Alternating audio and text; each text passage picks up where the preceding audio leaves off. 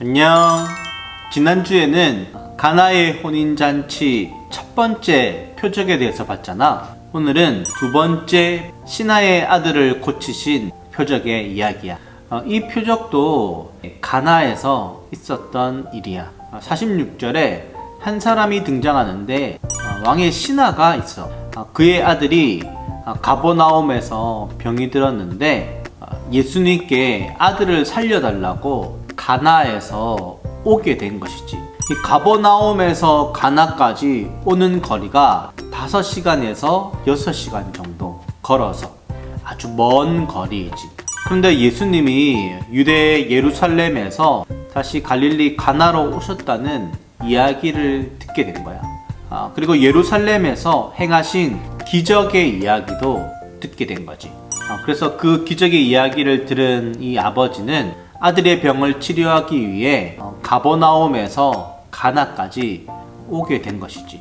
얘들아, 가족 중에 누가 아프게 되었을 때 그가 고칠 수 있다라고 이야기를 들으면 우리 또한 간절한 마음으로 그 병 고침을 할 수 있는 사람을 찾아가게 될 거야. 아들의 병을 고치기 위해 아버지가 먼 거리를 오게 된 것은 예수님이 기적을 행하셨고 또 예수님이 자기 아들에게 오면 병이 고쳐질 것이라고 아버지는 믿었던 것이지. 그래서 아버지는 아들의 병 고침을 위해 예수님을 가나에서 가버나움까지 함께 데리고 가려고 했었어.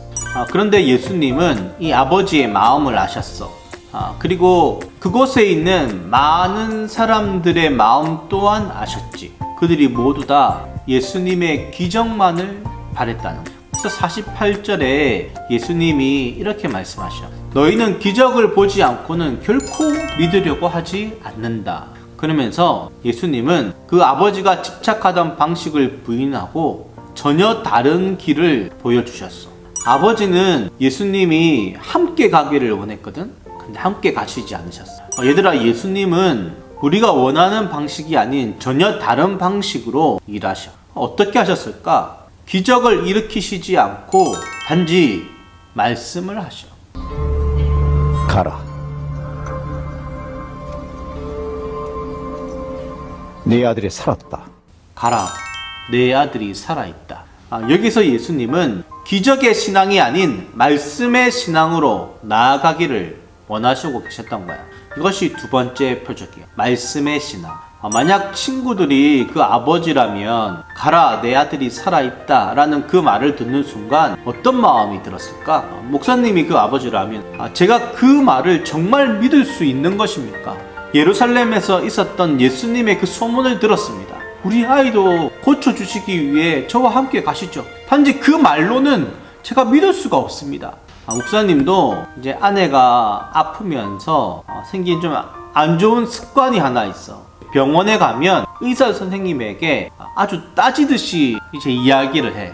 왜냐하면은 아내의 질병이 낫는 것인지 앞으로 어떻게 될 것인지 염려가 많기 때문이지. 근데 참 신기한 건 가라, 내 아들이 살아있다 라는 이 말을 들은 그 왕의 신하가 예수께서 하신 말씀을 믿고 가더니 예수님이 하신 말씀은 단 한마디였어. 근데 그 말을 믿고 다시 왔던 그 길을 돌아가야 돼.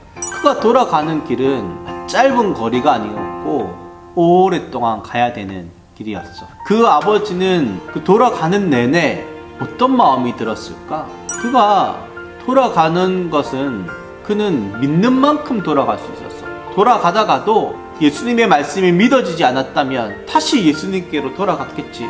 그런데 그는 그 짧은 단 한마디의 말을 듣고 다시 먼 거리를 그의 아들이 있는 곳까지 돌아갔어요. 그렇게 돌아가는 길에 그의 믿음이 더욱 단단해지기 시작했겠지. 그리고 거의 끝 무렵에 그 신하의 종이 오게 된 거야. 그리고 종들이 이렇게 말해. 주인님, 아이가 살았습니다. 그 말을 듣는 순간 만약 나라면 정말 살았어? 우리 아들이 살았단 말이야? 근데 아버지는 아이가 살았다는 그 말을 듣는 순간 아주 냉정하게 그리고 그 하인에게 바로 이렇게 물어봐. 언제 낳았느냐? 그리고 그 시간의 때를 듣고 그 때가 바로 예수님이 내 아이가 살아있다 라는 그 말을 듣는 순간이라는 것을 그가 깨닫게 되었지. 그리고 그는 그 가족들을 다 불렀어. 그리고 예수님이 말씀하신 그 때에 이 아들이 살았음을 가족들에게 전하고, 그리고 그 때로부터 그 가족은 예수님을 온전히 믿게 되었지. 바로 기적의 신앙이 아닌 말씀의 신앙, 그 말씀을 믿고 갔더니 기적이 일어났던 그 두 번째 표적의 이야기. 얘들아, 오늘 우리에게 필요한 것이 이거야. 눈앞에 우리가 원하는 대로 하나님은 이루어 주시지 않을 때도 있지만, 하나님이 말씀하시는 것을 믿고 나아가면 어느 순간 그 믿음으로 우리의 삶의 여정을 가다 보면 우리가 어느새 어둠의 끝에 서서 하나님의 참된 빛이 우리 삶 가운데 비추고 있음을, 그래서 우리 삶이 기적이라는 것을 알게 되는 거야. 얘들아, 우리가 그렇기 때문에 가져야 될 것이 있는데 바로 말씀 신앙. 하나님이 말씀하시는 그 짧은 말씀이라도 우리가 붙들고 살아가면 참된 기적이 일어나는 거야. 학교를 개학하고 학교를 가고 친구들을 만나고 그리고 온라인 수업과 병행하는 이 시간들 가운데서도 언제나 하나님의 말씀을 붙들고 살아가는 우리 중고등부 친구들이 될 수 있기를 바래. 오늘도 끝까지 내 이야기를 들어줘서 고마워. 안녕.